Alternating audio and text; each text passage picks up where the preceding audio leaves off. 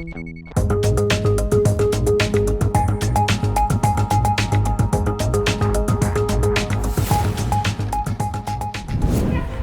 ұлы қараман, қазанға кетіп барамын.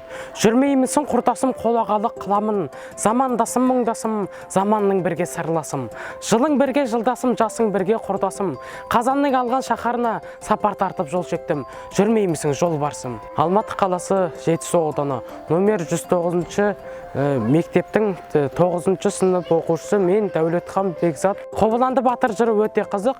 Мен осы жырды жаттағалы бері кітапқа деген құлшынысым арта түсті.